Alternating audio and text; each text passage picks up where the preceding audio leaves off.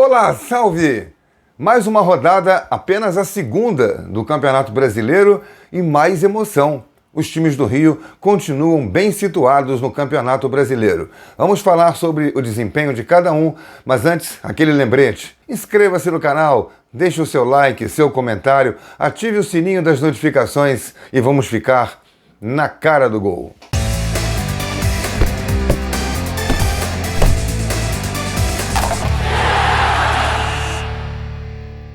Começando pelo Fluminense, que no sábado aplicou 2-0 no Atlético Paranaense. Tudo bem que não foi um jogo fácil, mas foi contra um adversário que, no início desse campeonato, vem sendo apontado como um daqueles que vão chegar lá na ponta, no G4, ou quem sabe até os mais otimistas brigando pelo título, que é o time do Atlético Paranaense. Pois o Fluminense se impôs.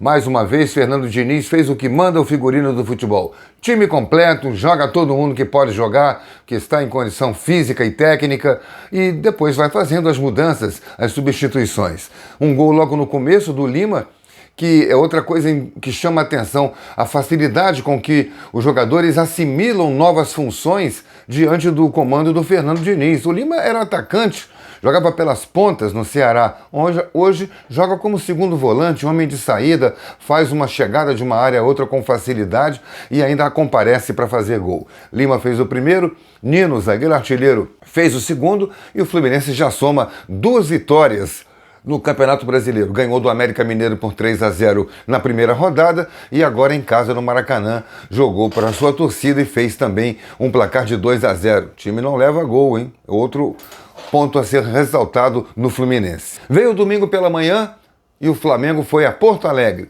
Um jogo com o estádio lotado, o Beira-Rio cheinho e o Inter jogando em casa tendo que dar uma satisfação para a sua torcida. Saiu pressionando, mandou no jogo no primeiro tempo, mas foi o Flamengo que abriu o placar. Acabou fazendo com um golaço do Gerson, um gol que parecia dar uma conotação diferente ao jogo. Foi um jogo muito equilibrado, diga-se de passagem, o tempo inteiro.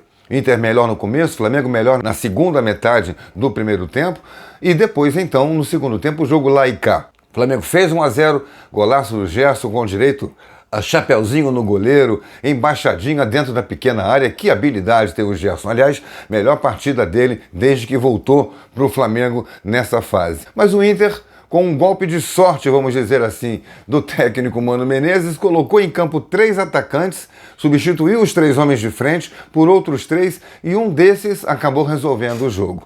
Golpe de sorte, claro, mal comparando aí por causa da premência, da rapidez com que aconteceu o resultado.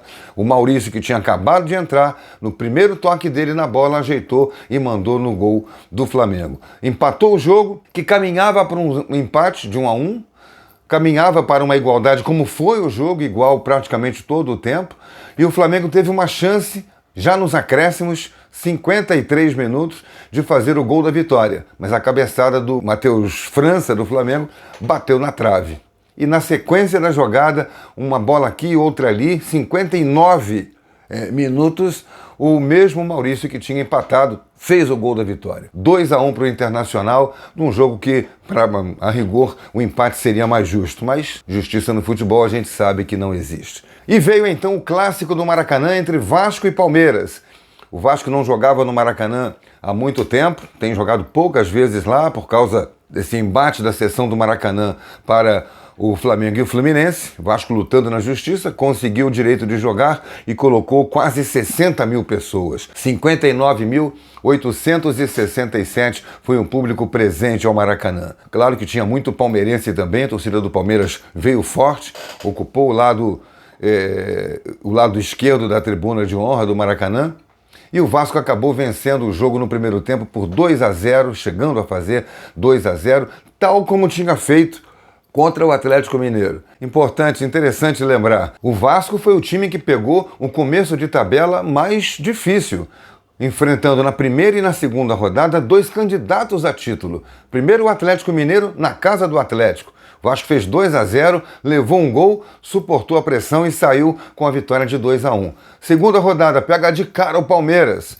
faz 2-0, mas dessa vez não consegue sustentar a vitória. Mas pelo menos não foi derrotado. É um bom começo do Vasco, um time que ainda está em formação, contratações ainda virão, com promessas da patrocinadora 777 de que outros jogadores do mercado externo virão para o Vasco agora na janela de meio de ano. Então, com esse time se formando diante de um adversário super formado, habituado a jogar de uma maneira há mais de 2 anos, o Vasco sustentou o empate, mas fez 2-0 e não conseguiu segurar o resultado. De novo, o Vasco não conseguiu sustentar a vantagem e o Barbieri precisa examinar se é correta essa estratégia de, colocando 2 gols de frente, de vantagem, recuar o time para tentar sustentar. No primeiro jogo conseguiu, venceu por 2-1, aguentou a pressão do Galo. No segundo jogo não conseguiu.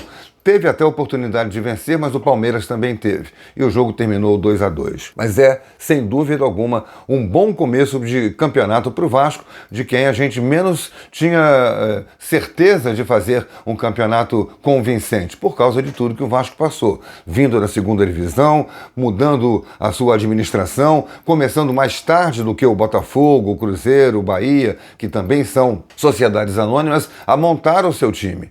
Mas está indo num bom caminho. E pelo menos começo de campeonato, 2 jogos, 4 pontos. Não perdeu o Vasco ainda no Campeonato Brasileiro. Resta o Botafogo, que vai jogar nesta segunda-feira, enfrenta o Bahia fora de casa. O Botafogo começou muito bem, fazendo um ótimo jogo contra o São Paulo, ganhando por 2-1 no Newton Santos, e agora joga fora de casa. Vamos ver que tipo de estratégia vai montar o técnico Luiz Castro para buscar a segunda vitória no Campeonato Brasileiro. Inscreva-se no nosso canal, deixe o seu like e seu comentário e vamos ficar sempre na cara do gol. Até a próxima!